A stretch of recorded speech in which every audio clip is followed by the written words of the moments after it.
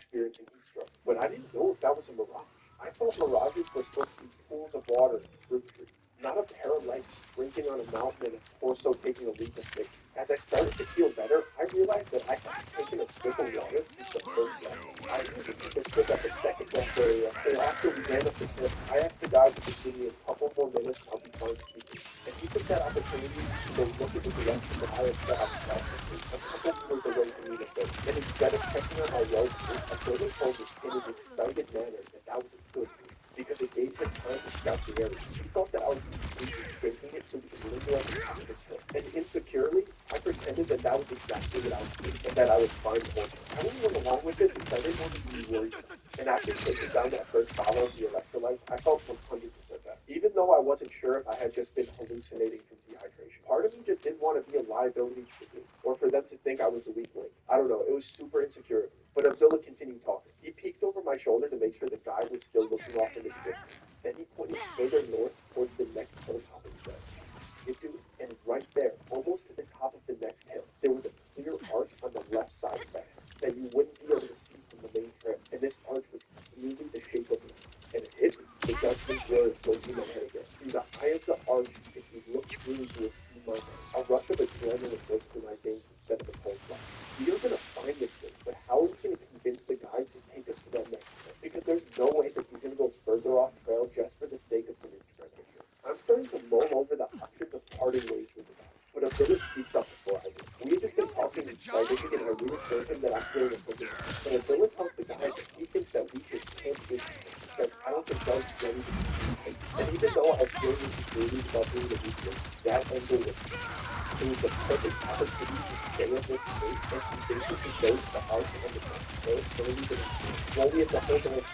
The guy looks at me for my opinion on the situation, and I put on a puppy dog face and I said, "I think I'll be good by morning." I saw a slight twinkle in the guy's eyes, but he had an idea that something was up. But I tried to barrel over that twinkle by asking if he had a second name for the guy.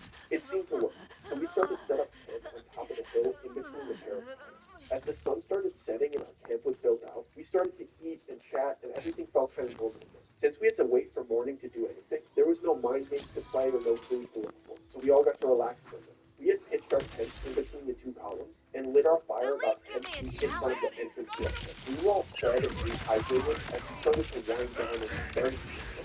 It's really weird how dark and quiet the desert is at night. The skies completely illuminated with stars. But without the fire, we wouldn't be able to see a foot in front of our faces.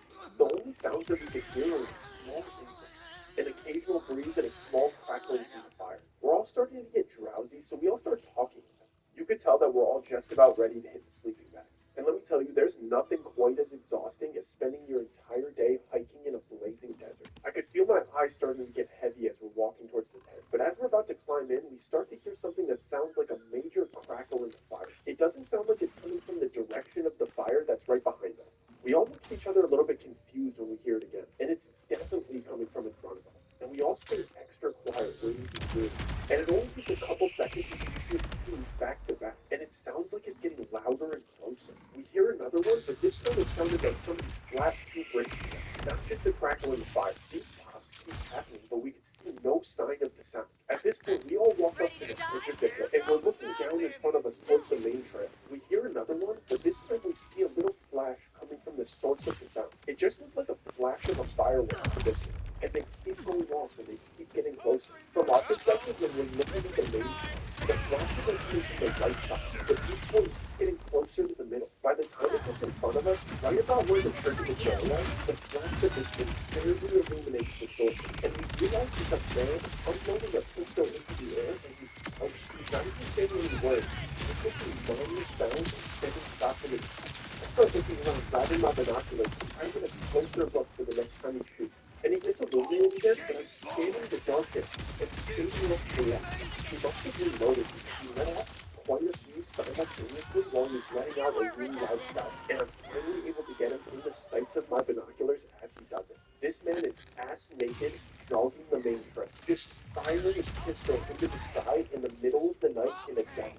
He's a drawn out older man with no clothes or shoes, and he's got a beard and a haircut that covers almost his whole body. He just keeps going deep into the sky until he fades out of earshot and eyesight off to the left. I look back at the guy and he's already hit, but he has a really funny look on his face. And almost as if trying to hide the true intention of his following question, he flatly says, "Did you see it?" With no details of what it was.